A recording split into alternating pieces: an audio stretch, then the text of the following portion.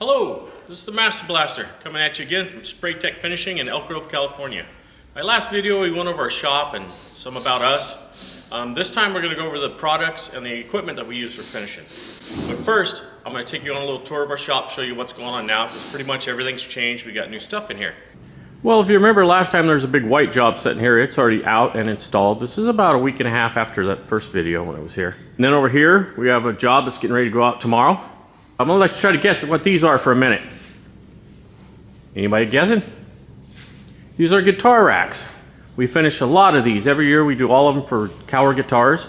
If any of you people out there play guitars or know anybody that does, look up Cower Guitars. He built some really awesome guitars and they ship all over the world. Alright out there, one thing I want to mention is I'm not a salesman, never have been, never will be. So I'm not going to profit off of whether you buy the finish, the sandpaper, the sanders. I'm not getting anything from it. I'm just doing this to show you guys what I use and what works for us here at Spray Tech. We use conversion varnish here, and we have to use a good conversion varnish because some of our stuff gets shipped out of state, some of it goes overseas. And with that being said, just because a place says you're getting conversion varnish on your doors, your cabinets, that really doesn't mean a lot. There's a bunch of conversion varnish out there that are just terrible. They're thin, they come off easy. I'm actually refinishing some of that stuff right now. It was pre-finished paint jobs. I'll actually show it to you in this video. You'll see it, and you'll see exactly what I'm talking about. With that being said, this is what we use right here. Sher-Wood conversion varnish. It does take a catalyst, and it takes 4 ounces per gallon. We usually mix it up in half a gallon ratios because it does have a limited life, and you do not want this stuff drying in your gun. It messes up your lines, it's hard to clean out. It works great for a sealer and a top coat.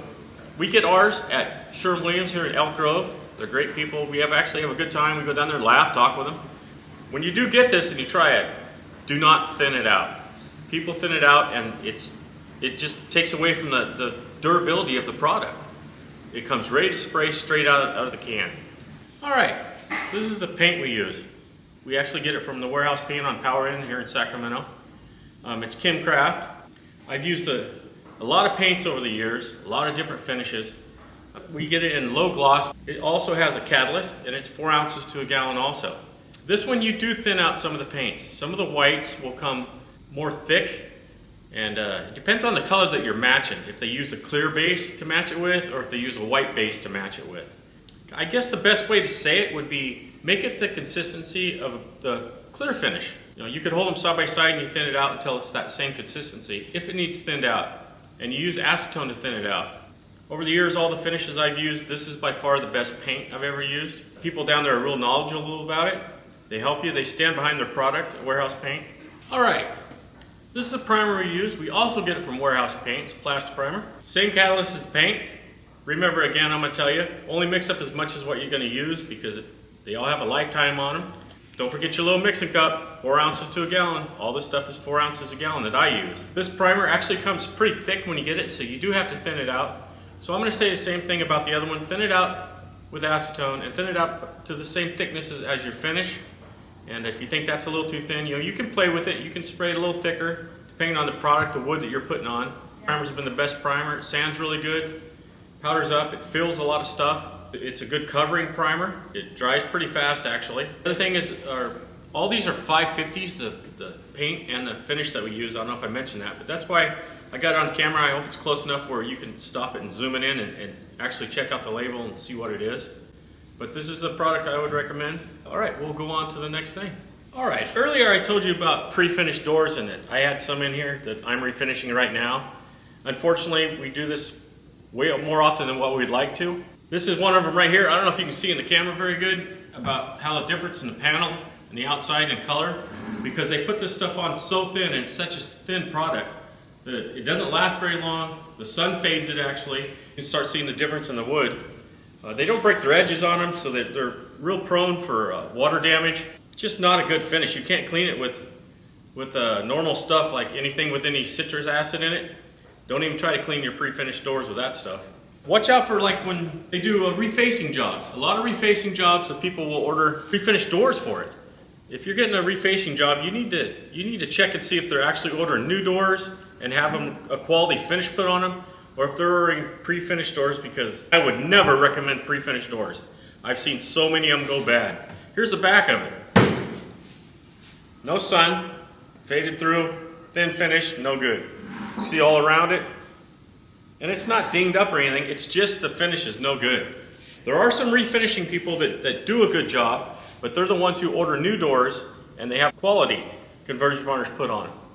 And that's the kind of people you want to look for right there. I don't know if you people know it, but your doors and your cabinets are like 90% of what you see, and they should look like your car. It should be smooth, there shouldn't be any swirl marks on it, there shouldn't be a bunch of junk in it, shouldn't have any runs, drips. If yours doesn't look like that, up your game a little, start making it look like that. Care about your product, be proud of what you do. Here we're very proud of our work. We worked really hard over the years, put a lot of hours in to get the reputation that we have. And we will not send out anything that's not below our standards. We just did one, I'd say a month ago, 2 months ago. We went out to a house we did about 15 years ago. They had dinged it up. Not the finish was coming off, not it had turned, not it had faded. It had been dinged up over the years. So we had to match it, which it matched fine. Redo the bottom of toe kicks where they had got hit with brooms or whatever, and the garbage pull out, you know, those always get hit. The cabinets still look like new, and that's what they should after 15 years. They shouldn't look like this after just a couple years. This is just outrageous to me. These are just some of the other pre-finished doors that I have here that I have to finish again. I want you to notice how off color they are. These aren't even in the direct sun. If you notice, the panel on the one on the right is yellow. The outside is white, and then there's yellow again. If you look around the knob, all this dirt on there that you can't clean off because you'll take the finish off. It's on so thin. People usually pick these doors, pre-finished doors, because they're in a hurry. The cabinet shop can't get them done for 8 to 9 weeks, and people will say, I can get your cabinets done in 2-3 weeks. That's what you get, is that stuff right there. From my knowledge, the last 38 years, this is what I see all the time. And I don't know why people wouldn't just wait and get these with a good quality finish that match and last like this for 10-15 years, no problem. As long as you take care of them and you can clean them. All right, that's all I got to say about pre-finished cabinets, pre-finished doors. There they are, that's the proof. All right, these are the doors where the finish had failed early, where you could see through them. They were dirty, you couldn't clean them. I'm gonna do something different. In a lot of these videos, I see these, I say goofball guys, finishing cabinets and stuff and showing you pictures just like this, 15, 20 feet away. Of course it's gonna look good. If you follow the stuff I do, use the things I suggest, it'll be what your finish should look like. This is what they should look like. Not at 20 feet away. This is what they really look like when you go up and see your cabinets. They're smooth. There's not a lot of junk in them. There's no overspray on them. If you follow my instructions, the stuff I do, this is how your finish will come out. All right. All right, now here's a very important part of finishing that a lot of people don't think about. They go the cheap route and it doesn't work out too good. Everything we've got here for sanding is what we've been using for years. This one here is from Dynabrade, little square sander. It works really good. They last for years. You oil them every other day, put a couple drops of oil in it, let it go down, you put it in where you hook the air on, and it blows it down in there and it goes through it and circulates, and they just work. They work for a long time. They're very good sanders, very good quality. This is sandpaper that we get for these. We get it from Klingspor, 320 grit, let you see it, and it's hook and loop on the back, as our round sanders are hook and loop also. That's what we use. And this is a 3M Orbital sander. We have had the Dynabrade Orbital sanders also, and they lasted, I want to say 15 years, and the last one went out about a year ago. Trying these 3M ones out now, and they seem to work just as good. They come with a 6-inch sponge on them and a 6-inch pad on it. I feel when you're using them, with the 6-inch you feel a lot more vibration, which would put more stress on the bearings inside. And so we're trying the 5-inch to see how it works, and the 5-inch paper is a little cheaper. Use the Merca 240 grit for that, hook and loop. I actually get mine off Amazon. When the coronavirus came around, nobody had any sandpaper, so I looked around and I get it off Amazon. And these papers leave no swirl marks. If you got swirl marks in your finish, you go look at your cabinets in your kitchen right now. If they got swirl marks on them, that's because they didn't use the proper paper. You need to use the proper paper, guys. Give it a shot, you'll like it. For sanding overall, after the door's been sealed, we use these sanding pads. They start out at 100 grit. They're also from Klingspor. They're sanding sponges. They're soft, but they wear out pretty fast, so they don't leave scratches. Well, by wear out, I mean wear down. They last a long time. They're a very good product. All these products right here, I highly recommend to anybody to use. Again, I don't get paid for it. I'm just telling you what we use and what works for us and what's worked all these years. All right, this is the wood fillers and wood putties that we use here at Spraytech. I'll start with this one over here. It's a glazing spot putty. It's used on cars a lot. There's a couple reasons why we use it. One, it has real fine grain in it, so when you sand it down, it's real smooth. Unfortunately, you do have to use it twice because it sinks. Any of these putties sink. When they dry, the oil, water, whatever comes out of them, they sink. That's how they dry. Notice on your cabinets, you've got these little divots where they filled nail holes. If you can see those divots in there, it's because they didn't take the time to do it the second time, to fill in those divots. And I've used, over the years, quite a few different brands and different colors. And when you're working with a softer wood, you don't want a harder putty. This works out really good. It sands good. It dries pretty fast. You can get it anywhere. You can get it at Warehouse Paint, Sher-Williams, automotive stores. It's easy to get. This is spackling. I kind of like the red spackling. It's kind of pink and it turns white when it's dry because it tells you it's dry. You can sand it. It's not very often, but I do use it, so I thought I'd show you. I want to show you everything we use. And this is Timbermate wood putty. It comes in different colors. You can get it to match your wood.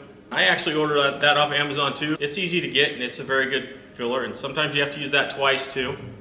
Everything you do in finishing cabinets is important from the start to the finish. The start is probably more important than the rest of it. It has to be right from the beginning.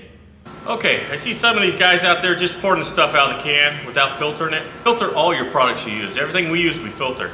We get our filters, cone filters from Harbor Freight. This is the one we use for primer. It's like a medium filter.